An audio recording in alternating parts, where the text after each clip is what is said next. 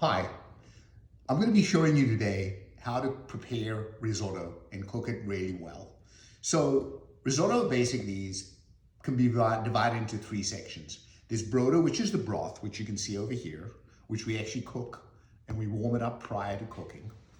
There is the sofrito, which consists of an onion, olive oil, and butter, which are cooked till the onion is nice and brown. Translucent, as my producer would say. Then what we do is, after we've cooked the sofrito, we then add the rice. And in this case, we're actually going to be cooking some shiitake mushrooms with the risotto. And this is an experiment for me as well. We're going to be doing some peas. And I'll show you the sequence as we go along. So I want to show you quickly one little trick that I taught myself some time ago, and I'd like Carrie to zoom in on me. If you want to chop an onion very easily, watch this. This is really cool. You basically cut it down, and you can cut deeper depending on the size of the onion. And you cut it into little quadrants. Go down as far as you like. And this way, I'm trying not to cut my finger off. Now we just do this. Boom, boom, boom. So we're going to cut the video now and come back to you in a moment once this is completed.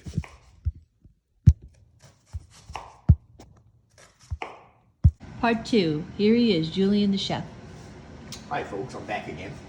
So what I'm going to do now is I'm going to saute the mushrooms. I've actually chopped them first. And you can saute them and chop them afterwards. That's up to you entirely. In this particular case, I've chopped them up first. I'm going to put them in the pan. But first, let's add some olive oil. So we're going to put olive oil in here. Quite a lot. Don't be shy with the olive oil. It's good stuff. So we're adding the mushrooms. And I've saved mushrooms, which will be added later on during the cooking of the actual risotto. And that's these here, unchopped, for the next session. What I'm going to do now as well is we're going to add olive oil. This is our sofrito that we're preparing. This pan was warm, so this should be, yes, it's doing well. And make a note, don't use a light pot. Use something with a heavy bottom that holds heat. And I've added quite a lot here. The mushrooms, the onions I added were two mid-sized onions. You saw that in the beginning of the video, the size. I've added two of them. We're cooking for about 6 people, so there's quite a lot. I'm going to add some butter as well. And I could have done that earlier, but I didn't. And of course, my wooden spoon. This is my important part of the whole deal here. The wooden spoon you use during the cooking process of the actual risotto.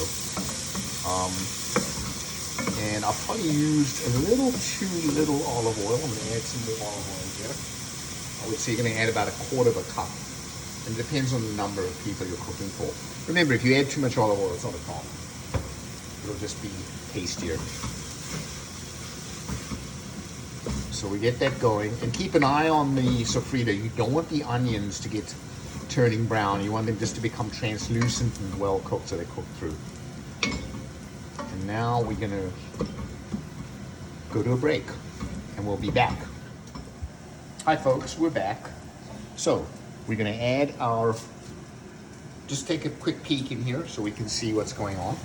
Unfortunately, I did overcook sofrito, but it's not a big deal. I've done it before and it tastes just as good, so don't worry about it. We're now going to add 2 cups of arborio rice. And there is another kind of rice, you may want to make a note of it. It's called cannaroli, which is probably even better, but I could not get any. So we're adding 1 cup, cup number 2. This is going to be a lot of rice actually, but there's going to be, we love leftovers, so having a little extra is not a problem. We then start stirring this very thoroughly. What you want to do is get the rice coated beautifully with the oil, the olive oil. What that does, it slows down the absorption of the brodo into the rice, so it's cooked slower. So what you want to do is get it nice and mixed up very well. We're still actually on off. Let's turn the heat back on. And we're going do this for a few more moments. And now we're going to start adding white wine. And we're adding Sancerre, which is a good white wine. Do not buy a cheaper wine that you wouldn't drink and put it in your food, because it doesn't make sense. Use a wine that you would typically drink that you like. A high quality wine. So we'll let this, once the wine absorbs in a little bit, we're then going to start adding the brodo. And there's the brodo. It's at the nice hot temperature. The reason we warm up the brodo is we don't want this dish to cool down during the cooking process. We want it to maintain a certain temperature. In fact, right now it's not even hot enough. It should be cooking at a slightly higher temperature. Mushrooms will be added afterwards. No, the other ones are cooking. We're busy cooking. These mushrooms are going to be added at the very end, just for the texture. These mushrooms have been pre-cooked, and we're going to add them soon during the cooking process, so that they will infuse into the rice as well. We don't want to add them in a raw state because there's too much moisture in these mushrooms. And typically, you know, I would use porcini mushrooms. These happen to be shiitakes. It'll be interesting to see what they taste like. They're delicious anyway, so I'm sure it's going to be great.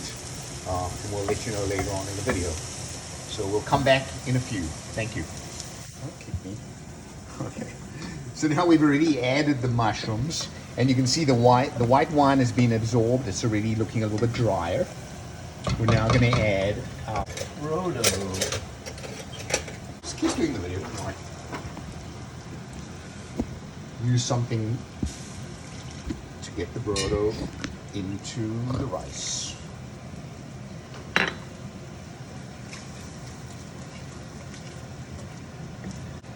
And just keep an eye on the flame.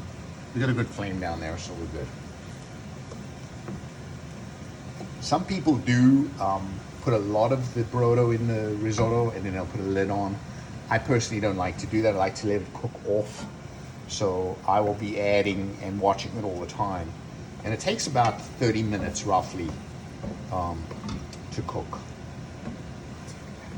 And right now the rice is still tiny. If you look at the ricicles, you can see they're pretty small. As time goes by during the cooking process, they will absorb more of the brodo and they will get larger and they will actually become more tender. And what I like to do towards the end, I'll actually taste it, and there shouldn't be a chalky taste to it. They should be nice and firm, but edible. You don't want them to be crunchy and chalky. Okay, how are our mushrooms doing over there? These we're going to be adding at the end, so let's not worry about them. Thank you. Yeah, you can just stop it. So we're probably about 3/4 of the way through. I'm going to add my peas. They're uncooked peas. I've never done this before, so this is sort of experimental. Let's see what they look like. They're going to be actually cooking in the rice. But they're delicious raw anyway, so if they don't cook that much, I'm not concerned. I don't want them to overpower. There's enough in there. Now I'm going to add some more brodo. And I've been doing this all along, adding maybe 1 to 2, you know, of these little half cup, 1/3 of a cup, whatever, a half cup at a time. You don't want this to be swimming too much. Just keep it nice and moist. And if you don't keep an eye on this, it will burn on the bottom. I did that the last time I did the risotto, but it still was good. So risotto is hard to mess up if you just pay attention to it and use good ingredients. And take your time, make sure that you don't overcook the rice, or in fact, take it off too early and undercook it.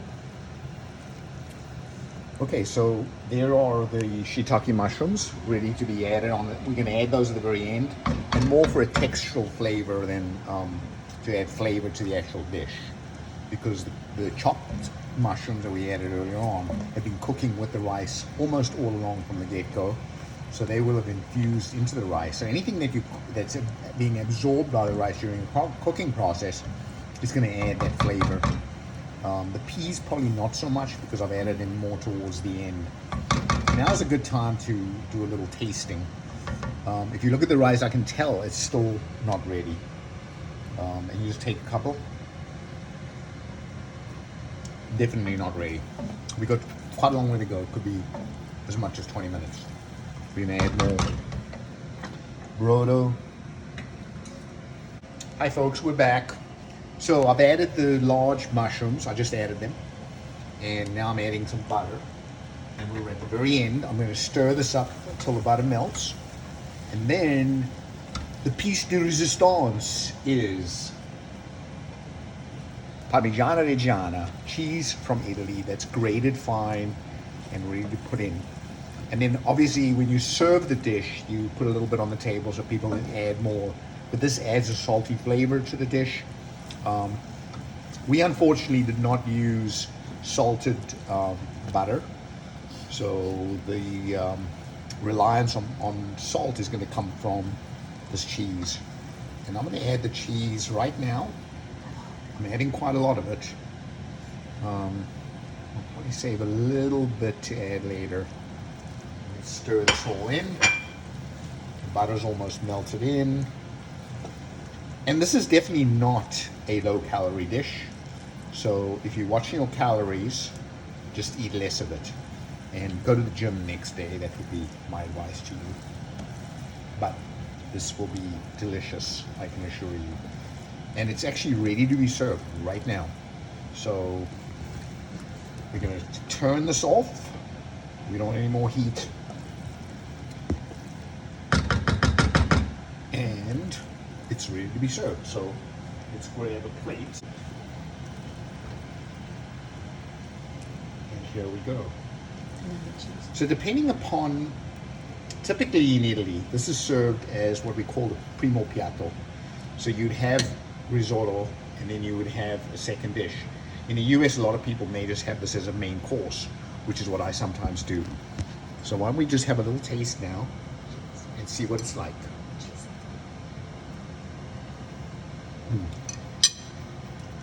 Delicious. And I'm going to add a little more cheese to it because I like that salty flavor. And